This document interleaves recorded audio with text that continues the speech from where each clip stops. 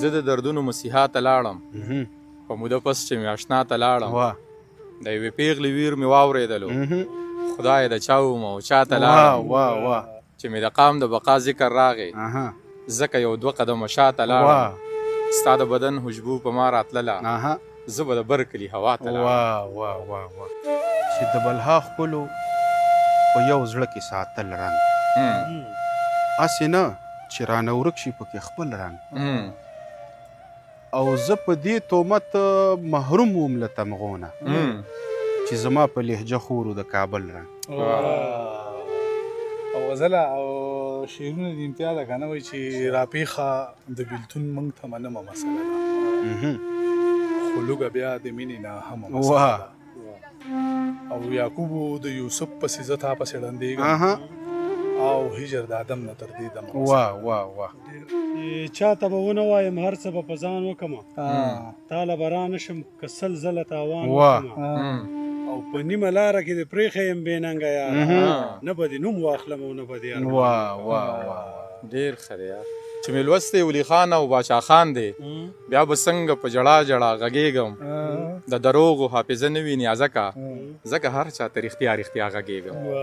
او اوږد قد له انتشاره خالي نه وي که چنار یمه خو دنګ یمه ماتېږم او محبته ستا نه څه پرده ده یاره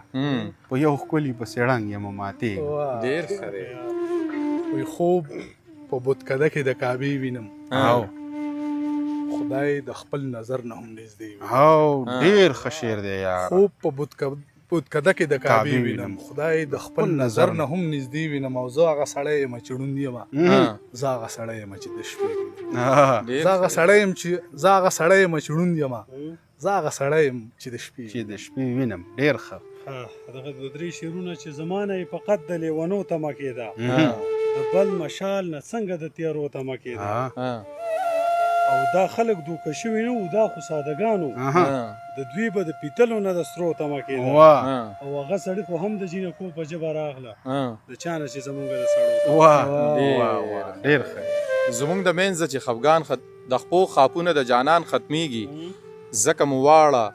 رقیبان ختمیږي مونږ د غرونو ونې ووخلې په مونږ به ترست اسمان ختمیږي ځای چې د دې ښاره اوس کډه یوسو دلته د ژوند ساز و سامان ختمیږي بس که راځه که نه نیازکه یاره زما د ګوتو نه نوکان ختمیږي د جنت په سپینو حورو قیل وقال دی له جوماته بهر مه وځئ وبال دی او ستا د لاس نښې پرتې دي ورکه یاره ډېر ښه دی محبت په صندوقونو کې سنبال دی ډېر ښه دی یار زمونږ لاسونه دی بېلچوله جوړو زمونږ قسمت کې کتابونه نه وه زمونږ درد محسوسول اسان و خو بعضې خلکو پسې زړونه او درمانه مونږ خوبونه لیدل هغه چې هېڅ تعبیرونه نه به بیا راځم او نه به درته ژاړم نور به هغه څه کومه څه چې غواړم او لیونیه زه خو ستا سترګو ته ناست یو څادر په اوږه مې په ولاړ دا یو څو خواږه یاران لکه د سوري دا یو څو خواږه یاران لکه د سوري زه چې ځم په کومه لار راسره ځي زه پوهېږم دا سفر به خوندور وي